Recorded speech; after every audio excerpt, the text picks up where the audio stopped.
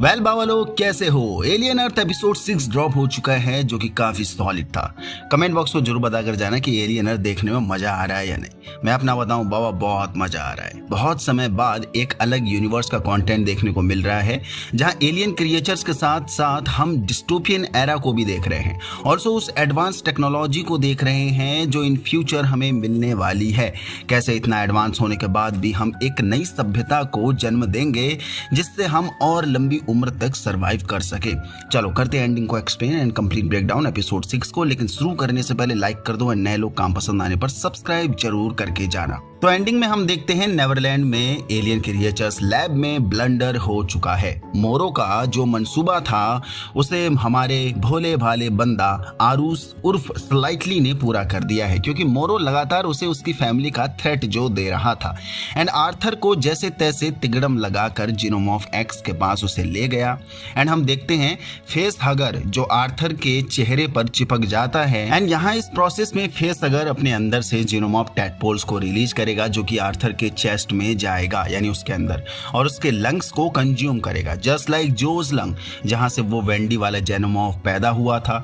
तो मैं आपको बता दूं, जीनोमॉर्फ का पैदा करने के लिए एक लिविंग होस्ट की जरूरत पड़ती है। जहां जीनोमॉर्फ एग्स से ये स्पाइडर लाइक क्रिएचर निकलता है जिसे फेस हगर कहा जाता है, और होस्ट के अंदर अपना एक पार्ट घुसेड़ता है just like penis structure. Then वो पीनिस होस्ट के चेस्ट में जीनोमॉर्फ टैडपोल रिलीज करता है और कुछ ही घंटों बाद वो टैडपोल ग्रोन अप हो जाता है जीनोमॉर्फ्स में।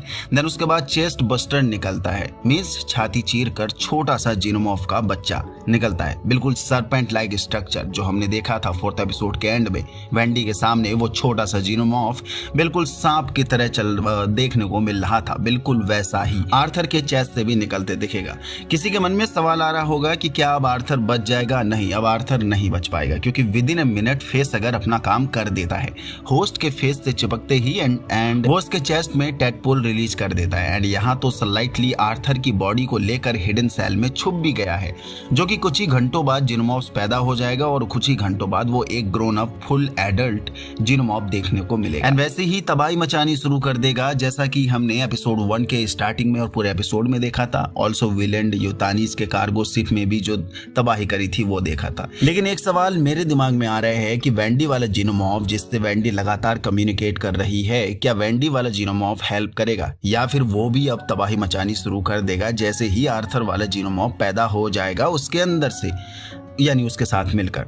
देखो आई डोंट नो, पर मुझे ये गट फील हो रहा है कि वेंडी वाला जीनोमॉर्फ शायद हेल्प करेगा, मींस प्रोडिजी को बचाएगा, और जो दूसरा आर्थर वाला जीनोमॉर्फ होगा उससे शायद लड़ेगा, क्योंकि वेंडी उससे कम्युनिकेट करके हेल्प जरूर मांगेगी। ऑल्सो उस जीनोमॉर्फ ने वेंडी को एक बार के लिए फ्रेंड भी बना लिया होगा, क्योंकि वेंडी काफी घुल मिल गई है उस जीनोमॉर्फ से। लेकिन आपने एंड में नोटिस किया होगा आई क्रिएचर ये सारी प्रोसेस बहुत ही सावधानी से कूल काम होकर देख रहा था, जैसे कि वो मजा ले रहा हो। आई क्रिएचर का नाम है टी ओसिलिस, तो मैं अब उसे इसी नाम से बुलाऊंगा, टी ओसिलिस। वैसे कुछ भी कहो, टी ओसिलिस look like a very smart intelligent alien creature जो सब कुछ समझता है। वो चालाकी करना जानता है, वो दूसरों को फंसाना जानता है।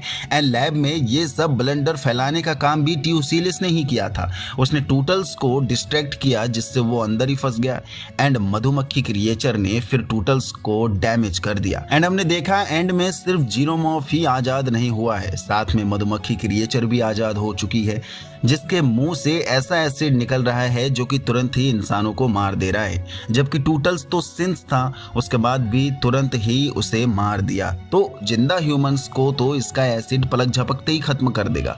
बाकी टी ओसिलिस gives damn vibe at the end, जैसा वो इन सभी का बॉस होगा, या फिर टी ओसिलिस हमेशा से इनका बॉस बनने की कोशिश कर रहा होगा, यानी इन सभी एलियन क्रिएचर्स की। बाकी टी ओसिलिस कुछ तो बड़ा प्लान कर रहा है जिसका मकसद फिलहाल अभी समझ में नहीं आ रहा है, क्योंकि जिस कूल एंड कामनेस से वो सब कुछ नोटिस कर रहा है, रीड कर रहा है, स्टडी कर रहा है, वो ऐसी वाइब सेट कर रहा है कि बहुत ही इंटेलिजेंट बंदा है ये।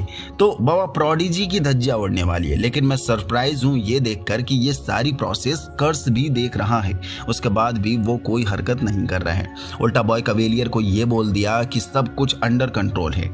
यस, उसके पास सारे कैमराज का एक्सेस है। ऑल्सो कवेलियर के पास सिंस के आई कैमराज का तभी एक्सेस है। तो जब टूटल्स मर रहा था या जो वो ये सब ब्लंडर करने जा रहा था, सब कुछ कर्स देख रहा था, उसके बाद भी उसने टूटल्स की हेल्प क्यों नहीं करी होगी?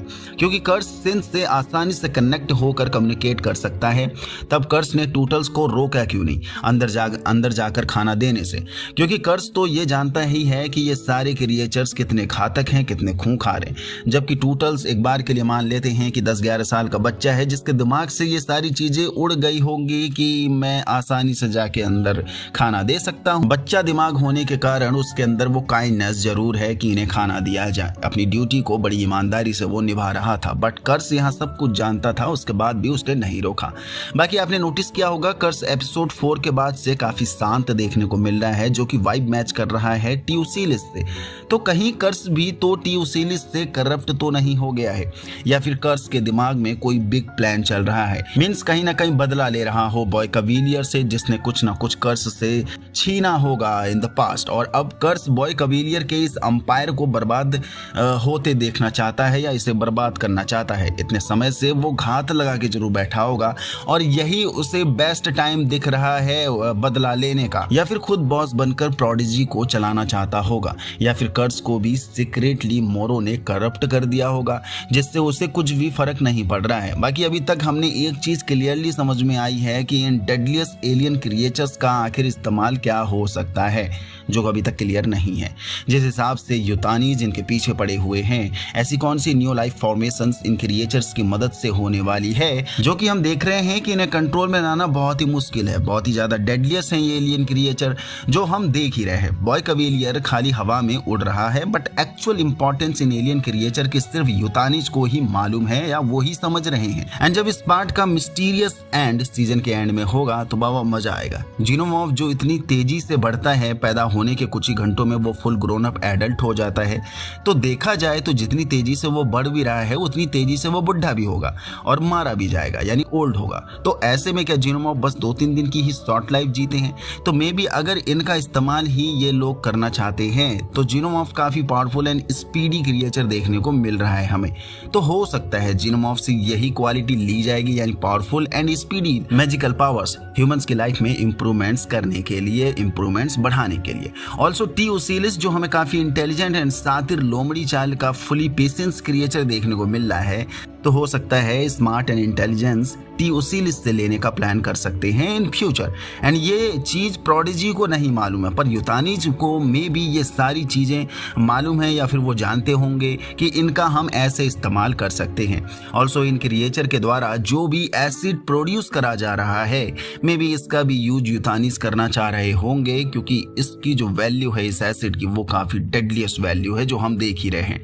बड़े से बड़ा कार्गो शिप जो काफी अच्छे लोहा के साथ, स्टील के साथ बनाया जाता है, उस कार्गो शिप को भी इनके जो एसिड हैं वो पलक झपकते ही मेल्ट कर दे रहे हैं, डिस्ट्रॉय कर दे रहे हैं। तो देखते हैं बाबा एपिसोड 7 में और क्या हमें कहानी देखने को मिलती है। बाकी एपिसोड 7 का प्रोमो भी रिलीज हो चुका है, तो यस उसको भी ब्रेक डाउन करेंगे ताकि हमें फ्यूचर स्टोरी का आइडिया लग जाए कि क्या हमें एंड में, सीजन 1 के एंड में देखने को मिल सकता है।